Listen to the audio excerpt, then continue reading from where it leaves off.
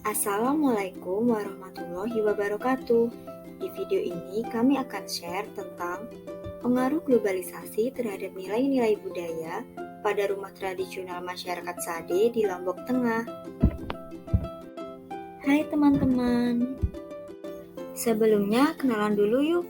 Di video ini ada Arlin Adinaristi, ada Aprilia Putri Maharani, ada Anwar Nurhuda, ada Anissa Fauziah, dan ada juga Bunga Arinda.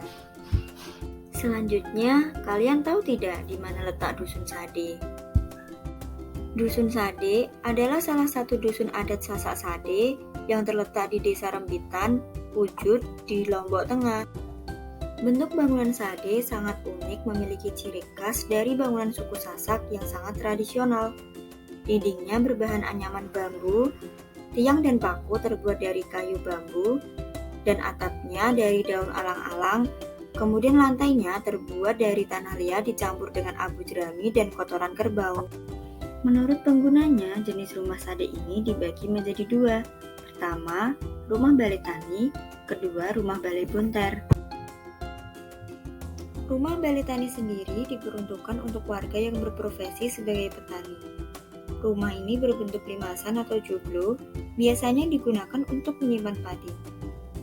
Terdapat dua ruangan, yaitu balai dalam dan balai luar. Balai dalam untuk tidur anak gadis dan merangkap sebagai dapur, sedangkan balai luar untuk tidur anggota keluarga yang lain dan merangkap sebagai ruang tamu. Selanjutnya, rumah balai bunter diperuntukkan bagi pejabat desa. Biasanya rumah ini dibangun di tengah-tengah pemukiman. Balai bunter juga disebut sebagai gedang pengukuhan, sebab balai ini digunakan untuk tempat persidangan adat seperti tempat penyelesaian masalah, pelanggaran hukum, dan sebagainya. Selain itu, balai bunter juga digunakan sebagai tempat penyimpanan benda-benda bersejarah atau pusaka warisan keluarga. Pembahasan yang selanjutnya adalah mengenai filosofi bangunan-bangunan rumah Sade. Dalam setiap ruangan, bentuk bangunan, bahan bangunan, dan arahnya memiliki makna dan filosofi tersendiri. Bentuk bangunan yang atapnya menjulang tinggi seperti Gunung Rinjani, ini berarti masyarakat desa Sade percaya bahwa Tuhan itu Maha Esa dan lebih tinggi dari segalanya. Kemudian yang kedua adalah atap yang terbuat dari alang-alang. Hal ini dilakukan agar atap alang-alang akan memberikan rasa sejuk saat cuaca terik dan sebaliknya akan memberikan rasa hangat di malam hari.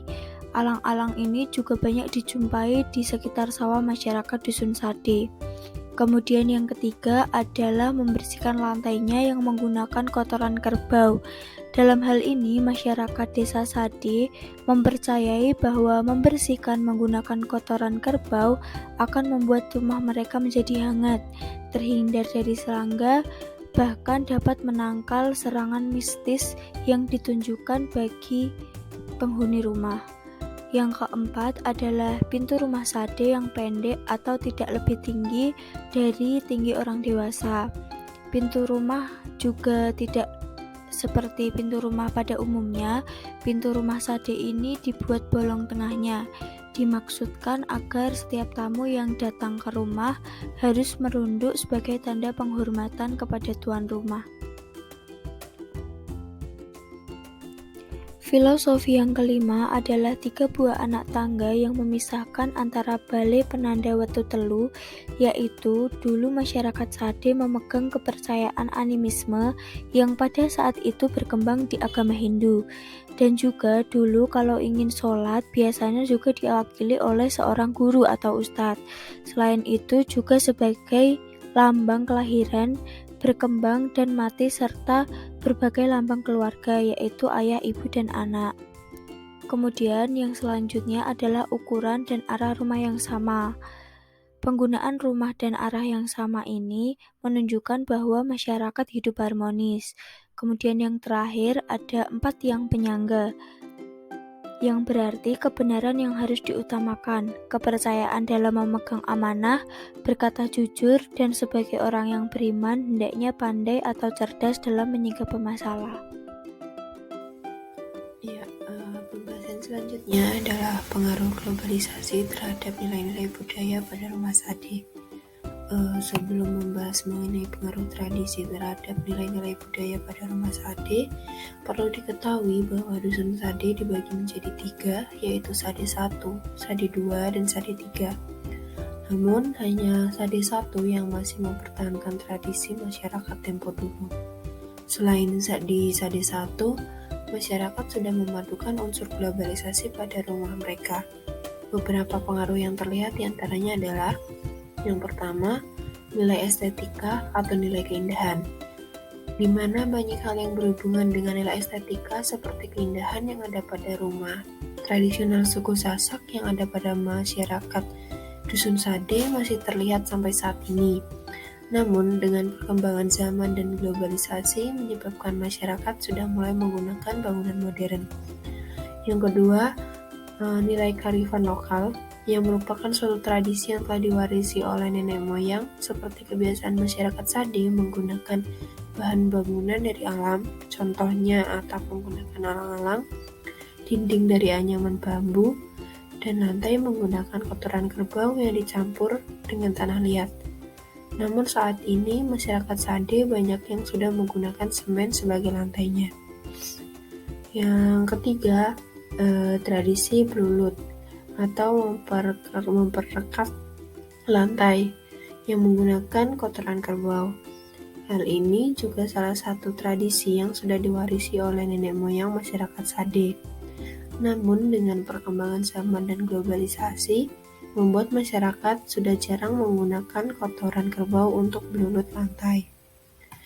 Dari penjelasan yang sudah disampaikan, dapat ditarik kesimpulan bahwa globalisasi telah mempengaruhi banyak hal berkenaan dengan nilai-nilai budaya, khususnya pada rumah tradisional masyarakat Sade. Terlihat dari banyaknya bangunan yang sudah mulai menggunakan bangunan modern, hal ini justru akan membuat nilai estetika atau nilai keindahan memudar. Padahal keaslian dari rumah itu sendiri sangat penting karena salah satu bentuk warisan dari nenek moyang. Begitu pula dengan belulut atau yang dikenal dengan perekat lantai atau tanah dengan menggunakan kotoran kerbau yang sudah jarang dilakukan oleh masyarakat setempat. Pembahasan selanjutnya mengenai nilai-nilai budaya yang ada pada rumah dusun Sade. Yang pertama, nilai religi. Rumah Sade juga memiliki nilai religi. Hal ini dapat dilihat dari pembuatan rumah yang memiliki aturan tertentu. Terdapat aturan dari pembuatan rumah mengenai penetapan tanggal dan hari pembangunan rumah yang ditentukan oleh masyarakat paling tua beserta kepala dusun Sade. Yang kedua, nilai gotong royong. Nilai gotong royong sangat dipegang teguh oleh masyarakat Sade yang dapat dilihat ketika pembuatan rumah salah satu anggota masyarakat dusun Sade. Dalam pembuatan rumah Sade tidak membutuhkan waktu yang cukup lama karena dilakukan secara bersama-sama dan tanpa imbalan atau upah. Dalam waktu 1 bulan pun, masyarakat dusun Sade sudah bisa menempati rumah yang mereka bangun. Yang ketiga, nilai etika yang dijadikan pedoman bagi anggota masyarakat mengenai bagaimana cara mereka bertingkah laku dalam kehidupan sehari-hari. Pada rumah Sade mengandung nilai etika yang sangat kuat. Hal ini dapat dilihat dari bentuk bangunan yang memiliki pintu dengan ukuran yang cukup kecil dan rendah, sehingga tamu yang datang harus menunduk ketika masuk ke dalam rumah. Pembuatan pintu yang cukup kecil tersebut mengandung filosofi yang cukup dalam, yakni tamu yang datang memang sudah selayaknya menaruh rasa hormat terhadap pemilik rumah. Yang keempat, nilai estetika. Nilai estetika ini dapat dilihat dari bentuk rumah adat masyarakat dusun Sade, seperti yang bisa dilihat dalam slide. Bentuk rumah dusun Sade ini memiliki ciri khas tersendiri yang terlihat indah. Meskipun memiliki bentuk yang unik dan terlihat nyaman, beberapa masyarakat dusun Sade sudah mulai beralih menggunakan rumah dengan desain yang lebih modern. Hal ini dikarenakan adanya perkembangan zaman dan globalisasi yang masuk sehingga merubah beberapa masyarakat dusun Sade menjadi lebih modern. Baik, di sini saya akan menjelaskan mengenai upaya pelestarian nilai-nilai budaya pada rumah Sade di era globalisasi. Nah, sebelum kita masuk ke poin pembahasan, lebih baik kita mengartikan terlebih dahulu maksud dari pelestarian budaya. Pelestarian budaya adalah upaya untuk mempertahankan nilai-nilai seni budaya, nilai tradisional dengan mengembangkan perwujudan yang bersifat dinamis, luas, dan juga selektif, serta menyesuaikan dengan situasi dan kondisi yang selalu berubah dan berkembang.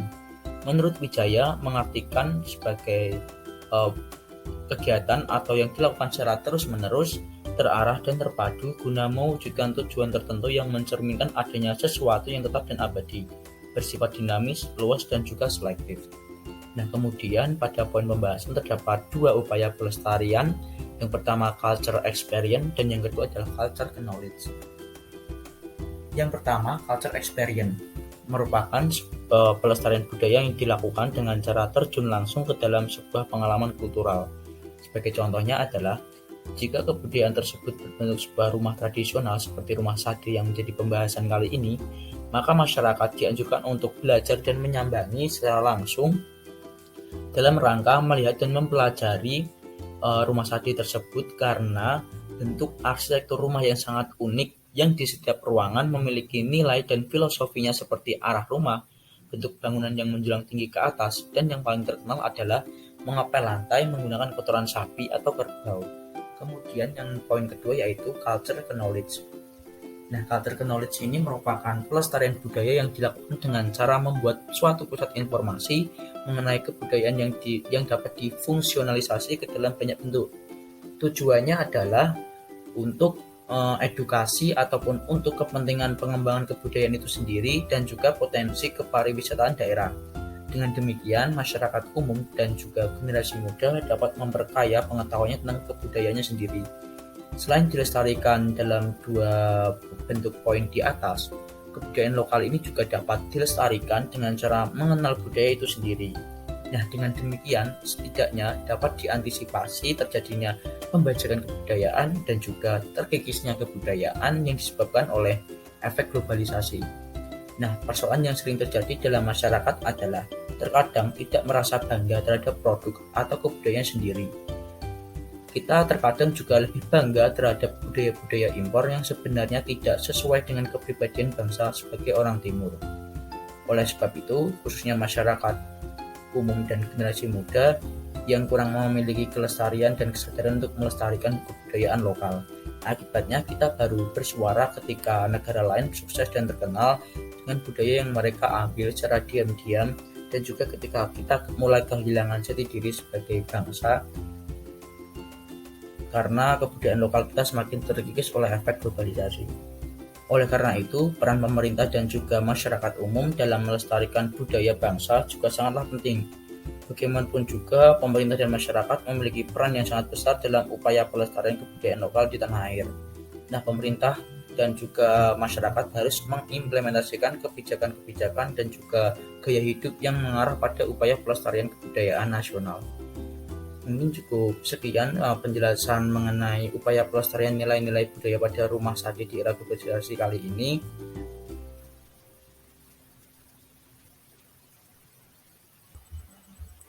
Nah, teman-teman, sekian pembahasan dari kelompok kami mengenai pengaruh globalisasi terhadap nilai-nilai budaya pada rumah tradisional masyarakat Sade di Lombok Tengah. Semoga dapat memberikan manfaat kepada teman-teman semuanya. Sekian, terima kasih. Wassalamualaikum warahmatullahi wabarakatuh.